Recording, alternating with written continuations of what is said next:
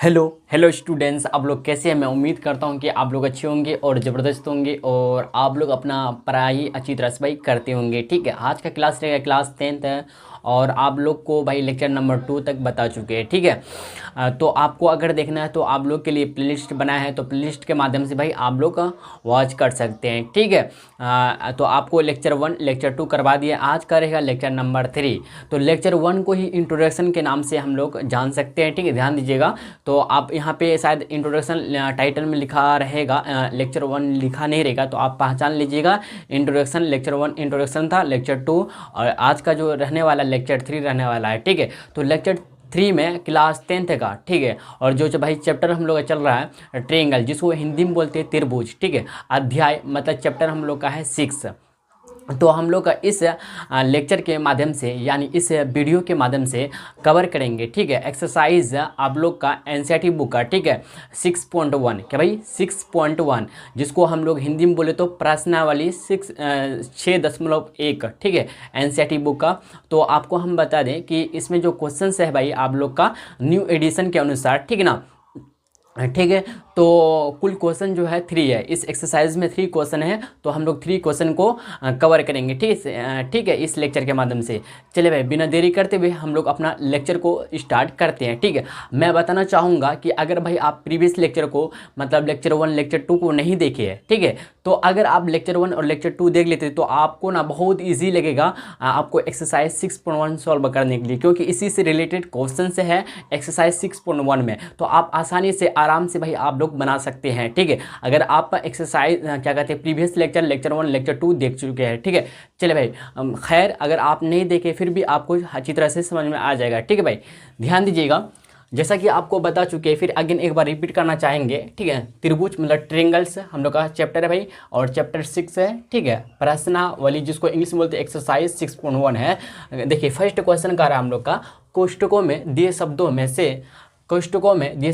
से सही शब्दों मतलब करेक्ट वर्ड्स का प्रयोग करके मतलब यूज़ करते हुए रिक्त स्थानों को भरिए, मतलब खाली जगह को आपको भरना है। ठीक है, स्थान मतलब जगह, रिक्त मतलब खाली। ठीक है ना, खाली जगह को आपको भरना है। ठीक है, देखिए 1 नंबर का ही पहला नंबर ध्यान दीजिएगा, क्या कह रहा है कि सभी विरिट डैश होते हैं। अब ब्रैकेट में आपको ऑप्शन दिया सर्वांगसम या समरूप, तो दोनों में से एक फिल करना है, मतलब एक आपको भरना है। ध्यान दीजिएगा, अगर आप क्या कहते हैं लेक्चर 1 और लेक्चर 2 को देखे हैं तो अच्छी तरह से समझ में आ गया होगा, अच्छी तरह से आपको पता होगा। ठीक है, तो इसमें आपको बोले भाई सभी जो विरित होते हैं सर्वांगसम नहीं होते हैं, क्या होते हैं समरूप होते हैं। क्या होते हैं भाई समरूप होते हैं। ठीक है ना, तो आप इसमें हम टिक कर दें, अगर यहाँ पे लिखेंगे खाली जगह में तो मिट जाएगा, समझ रहे बात को। तो आप समझ गए होंगे अच्छी तरह से। देखिए दूसरा नंबर का जो विरित होता है ना, विरित क्या भाई सर्कल जो होता है हम लोग का, ध्यान दीजिएगा, जो हम लोग का सर्कल जो होता है ना, सर्कल C1 मान लेते हैं, ये दूसरा जो सर्कल होता है सर्कल C2 जो होता है, क्या होता है ये दोनों क्या होता है समरूप होता है, क्योंकि विरित जो बनता है गोल ही बनता है ना, विरित गोल ही बनता है। तो ऐसी बात है ना कि कोई विरित चपटा बनता है, कोई देखने में तो लग सकता है कि छोटा बड़ा है। ठीक है, तो एक्चुअली बड़ा यहाँ पे नहीं है, हम लोग समरूप किसको बोलते हैं, जिसका आकार क्या कहते हैं आकार, समझ रहे, आकार मतलब क्या, आकार मतलब शेप। ठीक है, जिसका आकार समान हो, आकार क्या हो समान हो, लेकिन क्या कहते हैं आमाप मतलब साइज समान हो या ना हो, फिर भी इसी को हम लोग समरूप बोलते हैं। तो इसलिए C1 ध्यान दीजिएगा, C1 जो है हम लोग का C1 जो विरित है सर्वांगसम होगा किसका, माफ़ कीजिएगा समरूप होगा C2 का, C1 समरूप होगा C2 का, समझ रहे ना। तो इसी तरह से हम लोग का सभी विरित जो होंगे ना क्या होंगे समरूप ही होंगे। ठीक है, याद रखिएगा।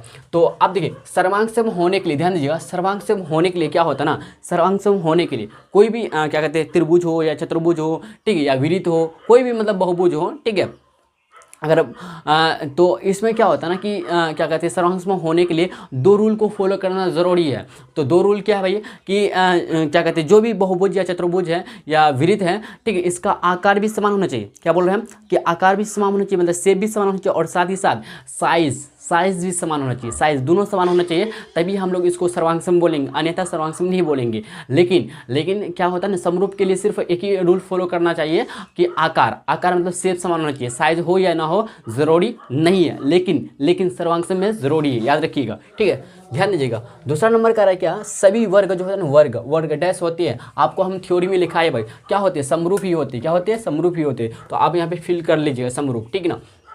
तीसरा देखिए, सभी जो है डैश त्रिभुज समरूप होते हैं। सभी त्रिभुज जो है ना, डैश कौन सा त्रिभुज है कि जो समरूप होते हैं। एक होता है भाई समबाहु होता है, दूसरा समद्विबाहु होता है, तीसरा विषमबाहु त्रिभुज होता है। एक्चुअली यहाँ पे दो ही त्रिभुज दिया है, समद्विबाहु समबाहु त्रिभुज। तो आपको अच्छी तरह से पता ही होगा कि समबाहु त्रिभुज ही होता है, क्या भाई, समबाहु त्रिभुज ही होता है। ठीक है, तो आप यहाँ पे भर दीजिएगा, ठीक ना, यहाँ पे फिल कर दिए। अब देखिए चौथा देखिए नंबर क्या करा कि भुजाओं की समान संख्या वाले दो बहुभुज जो है ना समरूप होते हैं। क्या, यदि पहला जो है उनके संगत कोण डैश हो तथा दूसरा उनकी संगत भुजाएं डैश हो। खाली जगह में भरना है आपको, ध्यान दीजिएगा। आप लोग को अच्छी तरह से हम बता चुके हैं कि भुजाओं के समान संख्या वाले दो बहुभुज समरूप होते हैं। तो दो रूल फॉलो करता अभी आपको क्या नहीं बताया, बताने वाले, ध्यान दे। यदि उनके जो है ना संगत कोण जो है ना क्या हो, इक्वल हो, क्या भाई, इक्वल हो, मतलब क्या हो, बराबर हो, क्या भाई, बराबर, यहाँ पे बराबर फिल अप होगा। तथा मतलब और क्या होना चाहिए, उनकी संगत भुजाएं जो भी समानुपाती होना चाहिए। समानुपाती क्या होना चाहिए, समानुपाती होना चाहिए, मतलब प्रोपोर्शन होना चाहिए, ठीक ना। मतलब इसको बोलेंगे एक ही अनुपात में होना चाहिए, यानी एक ही अनुपात में होना चाहिए। तो जब भुजाओं के समान संख्या वाले दो बहुभुज, बहुभुज जो है ना समरूप होते हैं। समरूप कब होंगे, जब दो कंडीशन को फॉलो करेगा। पहला कंडीशन, बहुभुज समझ रहे हैं क्या, बहुभुज क्या समझ रहे हैं, बहुभुज का मतलब होता है यहाँ पे हम लोग का, जैसे त्रिभुज हो गया, चतुर्भुज हो गया, पंचभुज हो गया, षष्ठभुज, अष्टभुज, नवमभुज, दशमभुज, ये सब बहुभुज है, ठीक है ना, ये सब क्या है, बहुभुज है। तो भुजाओं के समान संख्या वाले दो बहुभुज जो है ना समरूप होते हैं, क्या भाई, समरूप होते हैं यदि उनके संगत कोण क्या हो, इक्वल हो, मतलब बराबर हो, तो उनकी संगत भुजाएं क्या हो, समानुपाती हो, मतलब एक ही अनुपात में, मतलब एक ही अनुपात में होगा। तो आप यहाँ पे समानुपाती लिख दीजिएगा और यहाँ पे इक्वल मतलब बराबर का बराबर हो जाएगा, ठीक है ना। यहाँ तक समझिए अच्छी तरह से, बोलिए अच्छी तरह समझ में आ गया होगा, एकदम क्लियर, कोई डाउट नहीं ना, समझ गए। तो आपको हम फिर भी आपको हम आगे बताना चाहेंगे भाई, आगे बताना चाहेंगे क्या, ध्यान दीजिएगा, क्या बताना चाहेंगे कि देखिए ध्यान दीजिएगा कि समरूप होने के लिए, ध्यान दीजिएगा, समरूप होने के लिए ना, समरूप होने के लिए क्या होना चाहिए कि शेप समान होना चाहिए, शेप क्या भाई, आकार समान होना चाहिए, आकार, ठीक है, समरूप होने के लिए आकार समान होना चाहिए। और साथ ही साथ साइज, क्या, साइज भी क्या होना चाहिए बताइए, आकार से मतलब आकार, साइज भी क्या होना चाहिए बताइए, साइज भी क्या होना चाहिए, समान, क्या होना चाहिए, ये भी क्या होना चाहिए, समान, मतलब बराबर होना चाहिए, ये भी क्या समान होना चाहिए। तीनों होना चाहिए कि नहीं होना चाहिए बताइए, नहीं, तीनों नहीं होना चाहिए। शेप होना चाहिए, साइज समान हो या ना हो, साइज समान हो या ना हो, फिर भी हम लोग समरूप बोलेंगे। लेकिन ध्यान दीजिएगा, लेकिन सर्वांगसम होने के लिए, ध्यान दीजिएगा, लेकिन सर्वांगसम होने के लिए ना, सर्वांगसम होने के लिए, ध्यान दीजिएगा, सर्वांगसम होने के लिए ना, सर्वांगसम होने के लिए समझे, शेप भी समान होना चाहिए, क्या भाई, शेप क्या है, शेप भी क्या होना चाहिए, इक्वल, मतलब समान होना चाहिए, ठीक है। और साथ ही साथ साइज भी, क्या भाई, साथ ही साथ साइज भी होना ज़रूरी है, होना ज़रूरी। ऐसी बात नहीं कि इसमें अगर मान लेते समान हो गया, इसमें समान हो गया, समरूप भी समान साइज का हो गया तो हो गया, लेकिन होना या ना होना इसमें ज़रूरी नहीं है। लेकिन भाई इसमें साइज़ का होना ज़रूरी है, बहुत ज़रूरी है, नेसेसरी है, ठीक है ना। साइज़ का इक्वल होना ज़रूरी और शेप का इक्वल तो होना भैया ज़रूरी, ये दोनों ज़रूरी है। लेकिन समरूप में सिर्फ एक ज़रूरी है, शेप मतलब आकार। हाँ, और एक बात यहाँ बताना चाहते हैं कि एक अगर मान लेते हैं सर्वांगसम जो भी बहुभुज सर्वांगसम है ये समरूप हो सकती है। क्या बोले हम भैया कि जो सर्वांगसम जो बहुभुज जो है ना सर्वांगसम है ये समरूप हो सकती है। बट समरूप जो है ना, जो बहुभुज समरूप है ये सर्वांगसम होना ज़रूरी नहीं है। सर्वांगसम हो भी सकती है, नहीं हो सकती, गारंटी नहीं है। लेकिन गारंटी है कि सभी सर्वांगसम जो है ना एक समरूप होते हैं, सभी सर्वांगसम एक समरूप होते हैं। बट सभी समरूप जो है ना, सभी समरूप बहुभुज सर्वांगसम हो भी सकते हैं, नहीं भी हो सकते। एक कंडीशन समझ ले आप, ओके ना। तो आपसे कोई पूछे समरूप और क्या कहते हैं, समरूप और सर्वांगसम में क्या डिफरेंट है, अलग क्या है बताइए, डिफरेंट बताइए, तो आप क्या बोलिएगा। आप ऐसे बोल सकते हैं, कैसे भैया, कि समरूप होने के लिए ना, समरूप होने के लिए आकार मतलब साइज, माफ कीजिएगा शेप, क्या भाई, आकार मतलब शेप यहाँ पे समान होना चाहिए, क्या भाई, शेप समान होना चाहिए। बट क्या, बट सर्वांगसम होने के लिए, ध्यान दीजिएगा, सर्वांगसम होने के लिए। और यहाँ पे बता दें इसमें कि समरूप में ना आकार तो समान होना चाहिए, लेकिन यहाँ पे नेसेसरी नहीं है साइज होने का, समान होने का। लेकिन इसमें सर्वांगसम में आए तो इसमें समरूप समरूप होना ज़रूरी, समरूप होने के लिए क्या कहते हैं, सर्वांग समूह होने के लिए ना, सर्वांग समूह होने के लिए इसमें क्या कहते हैं, शेप का इक्वल भी होना ज़रूरी है, साथ ही साथ साइज का इक्वल होना भी ज़रूरी है। मतलब इसमें दोनों नेसेसरी है, इसमें एक ही नेसेसरी है, बस इतना बता दें। या फिर आप ऐसे बोल सकते हैं, ऐसे आप क्या कहते हैं समझा सकते हैं कि सभी सर्वांग समूह जो है ना बहुभुज एक समरूप हो सकती है, समरूप हो सकती है, बट सभी समरूप जो है ना, समरूप जो है, सभी समरूप बहुभुज जो है ना सर्वांग समूह होना हो भी सकती है, नहीं भी हो सकती है। इस तरह से आप अच्छी तरह समझ गए भाई, अच्छी तरह से, ठीक है ना, क्लियर यहाँ तक। चलिए आप लोग यहाँ तक नोट डाउन कीजिए, फिर हम लोग नेक्स्ट क्वेश्चन की तरफ भाई आगे बढ़ते हैं, ठीक है। देखिए भाई नेक्स्ट क्वेश्चन है, क्वेश्चन नंबर 2 देखिएगा। निम्नलिखित, निम्न नीचे लिखा हुआ, ठीक है, नीचे जो लिखा हुआ युग्म मतलब पेयर के दो अलग अलग आपको उदाहरण देना है, ठीक है। उदाहरण दीजिए। पहला है समरूप आकृतियाँ, दूसरा है नंबर में है ऐसी आकृतियाँ जो समरूप नहीं है, और समरूप बोल सकते हैं, ठीक है। ध्यान दीजिएगा, समरूप के लिए हम लोग चलते हैं पहला 2 का पहला नंबर की तरफ। सॉल्यूशन ध्यान दीजिएगा। तो कोई भी, ध्यान दीजिएगा, कोई भी दो वर्ग, ठीक है, वर्ग, अच्छा कोई भी दो वर्ग क्या कहलाएगा, समरूप ही आकृति कहलाएगा। ध्यान दीजिएगा भाई, ध्यान, ऐसे ये छोटा सा भाई एक हम लोग बनाते हैं, क्या एक, क्या दो बनाएंगे हम लोग, ए बी सी डी, ठीक है, और कुछ इस तरह का दूसरा बना दे, ठीक है। ध्यान दीजिएगा,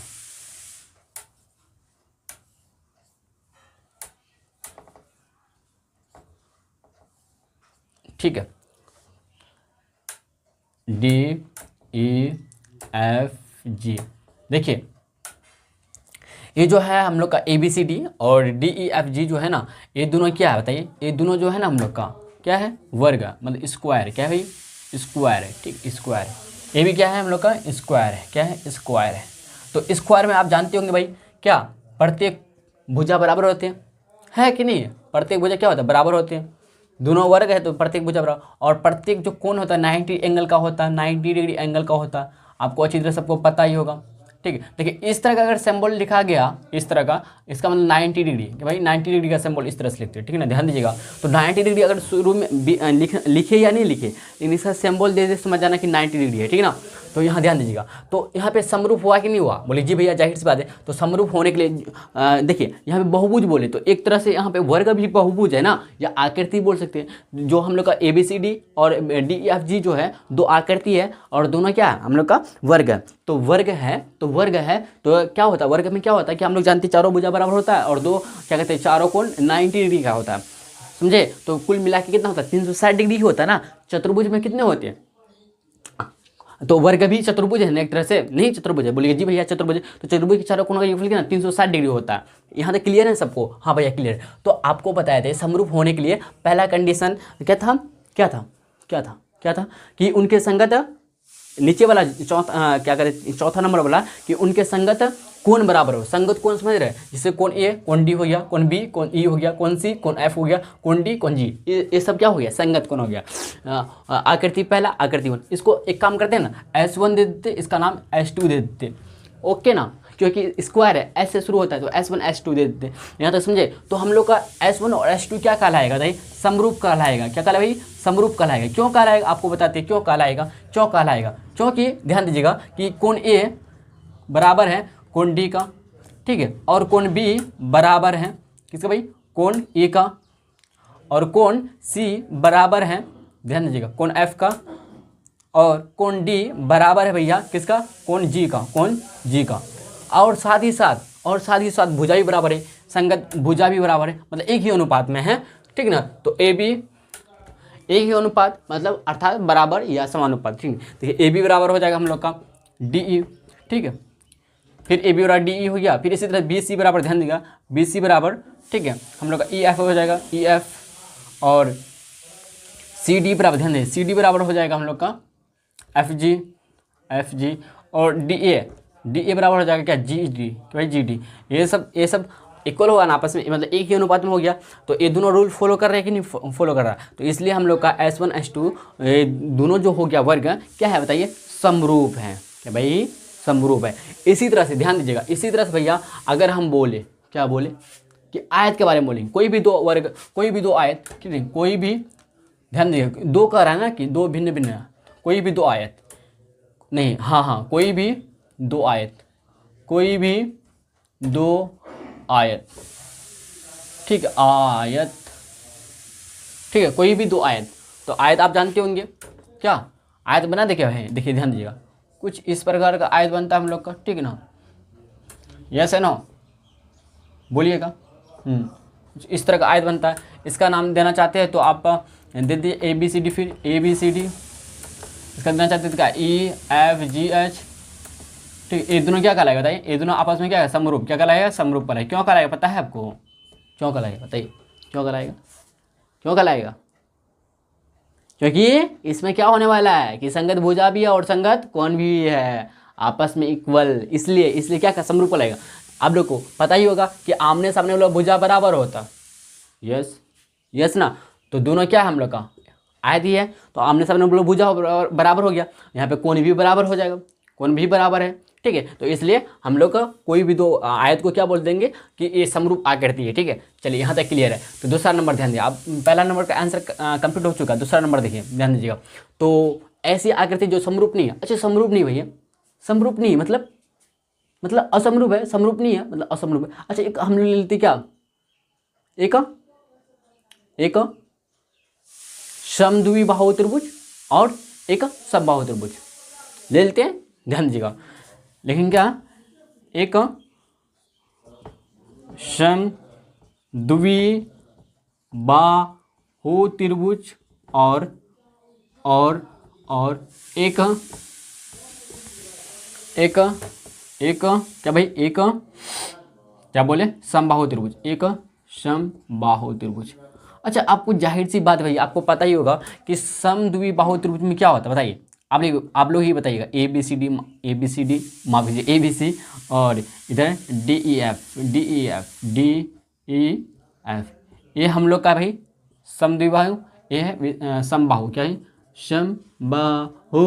समबाहु, ये है समद्विबाहु, ये समद्विबाहु। बोलिए ए बी सी और डी एफ। अच्छा समद्विबाहु त्रिभुज किसको बोलते बताइए, जिसका कोई भी दो को तीसरी तीनों भुजा में से दो भुजा आपस में इक्वल हो जाए। तो मान लेते हैं ए बी बराबर ए सी है, और समबाहु मतलब जिसका तीनों भुजा आपस में बराबर हो गया, तो तीनों भुजा आपस में बराबर हो गया, तीनों भुजा आपस में क्या होगा, बराबर होगा, क्या होगा, बराबर होगा। जब तीनों भुजा इधर बराबर, इधर दो ही भुजा बराबर, तो समरूप होगा नहीं ना, समरूप नहीं होगा ना, एक ही अनुपात में नहीं है। और आपको पता ही होगा समबाहु त्रिभुज में प्रत्येक कोण 60 डिग्री होता है, इसका पता नहीं भैया, दो कोण समान होगा, ठीक है ना, ओके, दिक्कत नहीं है। तो ये भी हम लोग का एक समद्विबाहु त्रिभुज और एक समबाहु त्रिभुज क्या हो गया, ये असमरूप आकृति हो गया, समरूप आकृति नहीं हुआ। और एक ठो देना चाहे तो क्या ले बताइए, चलिए भाई अब हम लोग दूसरा लेते हैं, क्योंकि यहाँ पे दो कर रहे हैं, दो भिन्न भिन्न उदाहरण दीजिए, तो एक ठो हो गया भैया। आप दूसरा उदाहरण लेते हैं, ध्यान दीजिएगा। एग्जाम्पल फर्स्ट है क्या भाई, एग्जाम्पल ए नंबर फर्स्ट, ठीक है। और इसका देखें तो एग्जाम्पल फर्स्ट ये हो गया, एग्जाम्पल फर्स्ट हो गया ये, ठीक है। ये एग्जाम्पल एटो जहाँ कहाँ गया, अच्छा एग्जाम्पल सेकेंड, ये क्या है, एग्जाम्पल सेकेंड है, ठीक है, सेकेंड। आप दूसरा में नंबर चलें तो एग्जाम्पल फर्स्ट हो गया, एग्जाम्पल सेकेंड, ध्यान दीजिएगा, एग्जाम्पल सेकेंड, ठीक। एग्जाम्पल को क्या बोलते हैं हम लोग, उदाहरण, ठीक है ना। उर्दू में बोले तो मिसाल, क्या बोलेंगे, मिसाल, ठीक है भाई, ओके जी। अब चलते भाई हम लोग करते हैं एक समकोण त्रिभुज और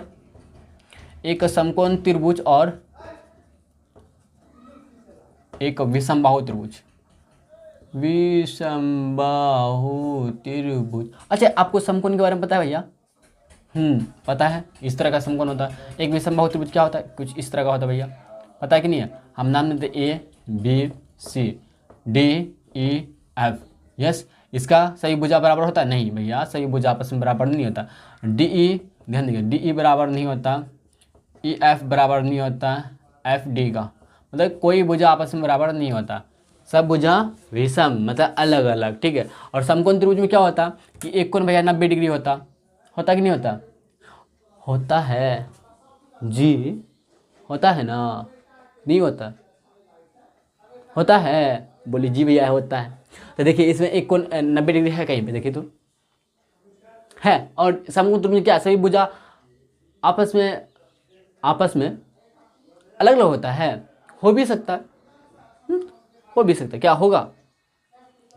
लेकिन यहाँ पे एक जाहिर सी बात दिखाई पड़ता है कि भैया इस समकोण त्रिभुज में एक कोण तो 90 डिग्री एंगल होता है, इससे हम लोग पकड़ सकते हैं। और समबाहु विसमबाहु त्रिभुज में तो भैया एक कोण तो 90 डिग्री नहीं होगा। 90 डिग्री के लिए क्या चाहिए, एक ऐसा लंब की तरह होना चाहिए, लंबा परपेंडिकुलर होना चाहिए, परपेंडिकुलर। यहाँ पे एक भुजा आपको परपेंडिकुलर दिखाई पड़ता है विषमबाहु त्रिभुज में, नहीं, ऐसा एकदम खड़ा, ठीक है ना, ऐसे एकदम सीधे खड़े, ठीक है ना, तब बनेगा समकोण त्रिभुज। क्या बनेगा, समकोण त्रिभुज। इधर कुछ रख दे तो यहाँ पे जैसे मान लेते भैया क्या भाई, देखिए ध्यान दीजिएगा, जैसे कि मान लेते एक मार्कर है, ये दूसरा मार्कर है, तो बस यहाँ पे ज्वाइन कर लिया। देखिए ये जो है ना हम लोग का, ये जो है 90 डिग्री समकोण बनाने का काम करता है, ये दोनों मिलके एक क्या कहते हैं। तो हाँ, एक क्वेश्चन है आप लोग का, एक क्वेश्चन भैया आप लोग इसका आंसर जरूर दीजिएगा।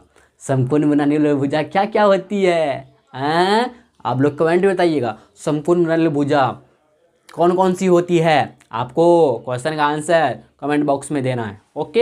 ओके ना। तो समकोण त्रिभुज होने के लिए ना भैया एक क्या होना चाहिए, एक भुजा लंबा होना चाहिए, परपेंडिकुलर होना चाहिए, मतलब खड़ा होना चाहिए, ठीक है ना। यहाँ तो समझिए, बोलिए जी भैया समझ गए। तो ये भी हम लोग का क्या नो हो जाएगा, ठीक है ना। विषमबाहु त्रिभुज मतलब क्या कहते हैं, समरूप नहीं होगा, मतलब असमरूप हो जाएगा, ठीक है ना। ये भी समरूप नहीं होगा, समरूप ये नहीं है भैया, क्या है, समरूप नहीं है, ठीक है, समरूप नहीं है। क्यों नहीं है, समझ में आ गया ना।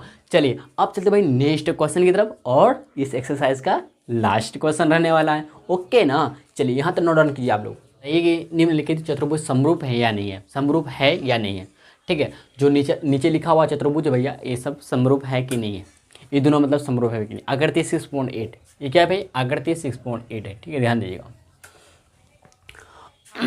देखिए PQRS है, ठीक है, तो इसका QR RS और PS सब है 1.5 सेंटीमीटर भुजा का, ठीक है। AB BC CD और DA भी 3 सेंटीमीटर का है, ठीक है।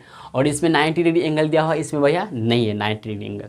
जब 90 डिग्री एंगल नहीं है तो क्या हो सकता है, आपको हम देखिए, सबसे पहली बात आपको जाहिर सी बात है भैया, आप लोग को अच्छी तरह से शायद पता ही हो गया। अगर नहीं पता हुआ है तो अभी एकदम दिमाग में बैठाइएगा कि कोई भी चतुर्भुज, कोई भी आकृति समरूप होने के लिए 2 रूल को फॉलो करना ज़रूरी है। 2 रूल क्या भैया, पहला रूल, माफ़ कीजिएगा, पहला रूल है, ठीक है ना। पहला नियम क्या है, नियम फर्स्ट, मतलब कंडीशन फर्स्ट, शर्त बोल सकते हैं। पहला शर्त क्या है, क्या शर्त है, पहला शर्त है कि 2 अगर चतुर्भुज है तो दोनों चतुर्भुज के संगत कोण आपस में बराबर होना चाहिए, बराबर होना चाहिए। क्या भाई, बराबर होना चाहिए, संगत कोण। आप लोग समझते हैं संगत कोण किसको बोलते हैं, कोई बात है, अभी आपको समझ में आएगा। और दूसरा रूल, दूसरा शर्त है, क्या है दूसरा शर्त है, दूसरा शर्त है भैया, यहाँ पे देखिए, ईट उंगली की तरफ देखिए, दूसरा शर्त है कि दोनों चतुर्भुज के या दोनों बहुभुज के भुजाओं एक ही अनुपात में होना चाहिए, डेट इज समानुपात होना चाहिए, डेट इज समानुपात होना चाहिए। यहाँ तक समझे, ओके ना, बोले यस ओके भैया, ठीक है, ध्यान दीजिएगा। तो हम लोग अभी समझे कि 2 रूल फॉलो करना चाहिए। पहला रूल, ठीक है ना, पहला रूल क्या है कि उनके संगत कोण बराबर होना चाहिए, और साथ ही साथ उनके संगत भुजा बराबर होना चाहिए। चलिए हम लोग पहले संगत भुजा ही देख लेते हैं, ध्यान दीजिएगा। तो ध्यान दीजिएगा, PQRS है ना, है कि नहीं है, PQRS क्या है, कौन है, कौन P कौन Q कौन R कौन RS, ऐसा है। तो PQ QR RS PS या SP जो हो जाएगा भुजा हो जाएगा किसका, चतुर्भुज PQRS। ध्यान दीजिएगा, लिखेंगे क्या, चतुर्भुज PQRS, ध्यान दीजिएगा। चतुर्भुज PQRS में ध्यान दीजिएगा भाई, यहाँ पे अगर हम लेते हैं क्या, कोण ही लेते हैं, देखिए कोण P लेते हैं, कोण Q कोण R कोण S। देखिए कोण P बराबर कोण, अच्छा बराबर नहीं है, कोण P जो है बराबर नहीं है, कोण Q का बराबर नहीं है, कोण R भी बराबर नहीं है, कोण यहाँ पे क्या कहते हैं R, कोण PQRS भी बराबर नहीं है, ठीक है, कोण P भी बराबर नहीं है, किसका, 90 डिग्री का, ठीक है, ये आपस में बराबर नहीं है। क्या ऐसे कर दे, ऐसे काट दे क्या? ऐसे बल्कि नहीं काटना हमको बल्कि ऐसे नहीं काटना, बस ऐसे आपको दिखा देना। ऐसे भाई आपको सिर्फ दिखा देना, ऐसे आपको सिर्फ दिखा देना है। क्या दिखा देना है कि इतना इतना जो है ना 90 डिग्री बराबर नहीं है, ठीक है। और साथ ही साथ इसमें बोले तो पी क्यू भुजा में बोले पी क्यू बराबर है क्यू आर। देखिए पी क्यू बराबर है क्यू आर का और बराबर है आर एस का भाई, आर एस बराबर है एस पी का, ठीक, एस पी का बराबर कितना है 1.5 सेंटीमीटर, ठीक है। अब चतुर्भुज पी क्यू आर एस में डिस्कस किए हम लोग, चर्चा कर ले। अब चलते हैं चतुर्भुज, ध्यान दीजिएगा चतुर्भुज ए बी सी डी में ध्यान दीजिएगा भाई। इसमें कौन देखे तो कौन ए ध्यान दीजिए बराबर कौन बी बराबर कौन सी बराबर कौन डी बराबर नहीं है, ये बराबर है किसका? बराबर है भैया 90 डिग्री का, है ना बराबर, ओके। और यहाँ पे साथ ही साथ देखिए हम क्या, अगर भुजा के बराबर लें तो ए बी बराबर है किसका? बी सी का, ध्यान बी सी का बराबर है सी डी का बराबर है डी ए का, कितना भाई कितना है 3 सेंटीमीटर। अब चतुर्भुज पी क्यू आर एस में एंड चतुर्भुज ए बी सी डी में देखते हैं, ध्यान दीजिए आप 9 क्या करते भाई 9, ठीक है 9, ठीक है। अब ध्यान दीजिएगा तो हम लोग पढ़ चुके हैं कि संगत कोण बराबर नहीं, देखिए कोण पी कोण ए के बराबर होगा, नहीं है बराबर, कोण क्यू भी कोण बी, अगर एक कोण बराबर नहीं होगा मतलब नहीं होगा, ठीक है। यहाँ पे कोण बराबर नहीं है। अब हम लोग भुजा देख लेते हैं, यहाँ पे कोण बराबर है क्या? नहीं ना, कोण पी ध्यान दीजिएगा 90 डिग्री बराबर नहीं है, इधर 90 डिग्री है, ठीक है। तो आप ऐसे लिखना चाहिए क्या कि बाद में लिख देंगे हम लोग, ठीक है। आप समझ गए ना कि यहाँ पे 90 डिग्री बराबर है, ये बराबर नहीं है, मतलब कोण पी कोण क्यू कोण आर कोण एस, ठीक है। अच्छा कोण पी को 2 बार लिख दी भाई, कोई बात नहीं, कोण आर कोण एस, ठीक है, ठीक है ना, बराबर नहीं है, किसका बराबर नहीं भाई 90 डिग्री का, किसका बराबर नहीं है 90 डिग्री बराबर नहीं, बल्कि चतुर्भुज ए बी सी डी में कोण ए कोण बी कोण सी कोण डी बराबर 90 डिग्री का है, ठीक है। और हम लोग भुजा में चर्चा करते हैं, यहाँ बराबर नहीं देख लिया अच्छी तरह से, आप भुजा में चर्चा करते हैं। अच्छा भुजा का अनुपात देखते हैं तो एक अनुपात में है कि नहीं, पी क्यू पी क्यू बट्टे ए बी हो जाएगा, ठीक है। ऐसे हम लोग करके पी क्यू को हम भाग देंगे किससे ए बी से, तो पी क्यू कितना, पी क्यू जो हम लोग का 1.5 है, 1.5 सेंटीमीटर है, तो सेंटीमीटर लिखना चाहते हैं लिख भी सकते हैं, रहने दीजिए। ए बी कितना 3 सेंटीमीटर है, ठीक है, मतलब 3 है तो 3 लिख दिया। और 10 उड़ाएंगे बट्टे में कितना आएगा 0, 15 कम 15 15 30, तो 1/2 आ गया, 1/2 आ गया, ठीक है।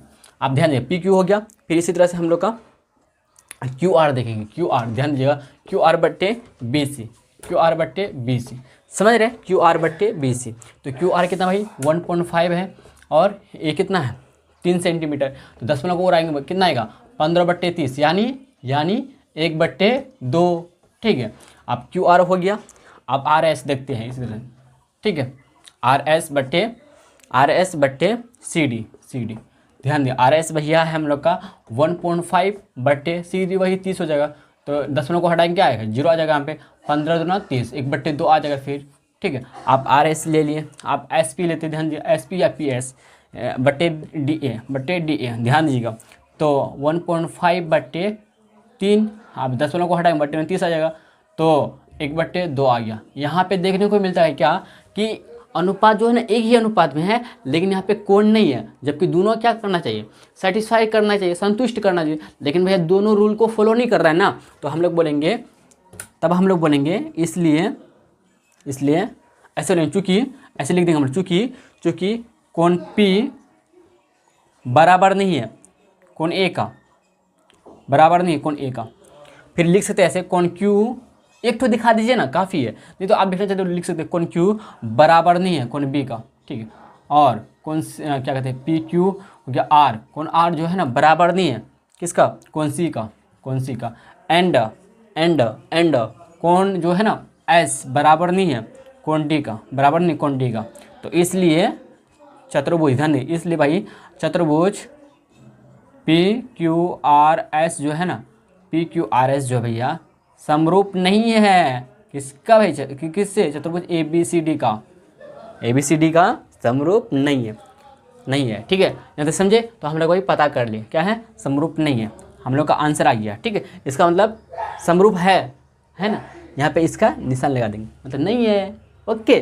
तो चतुर्भुज PQRS नॉट समरूप, मतलब समरूप नहीं है ABCD, चतुर्भुज ABCD का। तो आप अतः करके ऐसे लिखना चाहते हैं, ऐसे लिख दीजिए, इसका फिर नीचे अतः कर लिख सकते हैं, अतः चतुर्भुज PQRS और चतुर्भुज, ठीक है, ABCD आपस में समरूप नहीं है, नहीं है। हम लोग का आंसर हो गया। क्यों नहीं है? क्यों नहीं है? क्योंकि कोण समान नहीं है, संगत कोण बराबर नहीं है। क्योंकि लिख सकते हैं, क्योंकि लिख दिया यहाँ पे, क्योंकि संगत कोण समान नहीं है, समान नहीं है। फाइनली हम लोग का आंसर आ गया भाई, ठीक है। तो आप यहाँ तक छोड़ सकते हैं, ऐसे करके काट दीजिएगा, लेकिन भैया काट दीजिएगा, नहीं तो ऐसे ऐसे छोड़ दीजिए जैसे हम छोड़ रहे थे, गलत हो जाएगा फिर, ठीक है ना। चलिए भाई, मैं आशा करता हूँ जितने भी क्वेश्चन से बताए भाई इस एक्सरसाइज में, मतलब एक्सरसाइज हम लोग का फाइनली कंप्लीट हो चुका है, ठीक है। एक्सरसाइज 6.1 कंप्लीट हो चुका। तो इसमें जो भी क्वेश्चंस बताए भाई, मैं आशा करता हूँ आप लोग को अच्छी तरह से समझ में आ गया होगा, ठीक है। अगर आ गया है समझ में तो लाइक वगैरह कर सकते हैं, ठीक है। और मैं बताना चाहूँगा कि भाई इससे फिर नेक्स्ट हम लोग का लेक्चर में मिलेंगे। और साथ ही साथ आपको मैं बताना चाहूँगा कि आप ना एक काम कीजिएगा अच्छी तरह से, कि आप नोट्स बनाते हुए जाइएगा, अपना नोटबुक में नोट्स बनाते हुए जाइएगा, ठीक है। बोलिए जी हाँ भाई, नोट्स बनाते हुए जाएंगे, ठीक है। आपको जो लेक्चर 1, लेक्चर 2 आज का लगा के लेक्चर 3 हो गया, क्लास 10th का और चैप्टर 6 का, ठीक है, मतलब ट्रायंगल का चैप्टर, ठीक है ना। यहाँ तक समझे। और आप सभी को भाई दिल से मैं शुक्रिया कहता हूँ, ठीक है। तो चलिए भाई, मिलते हैं हम लोग नेक्स्ट लेक्चर में, ठीक है।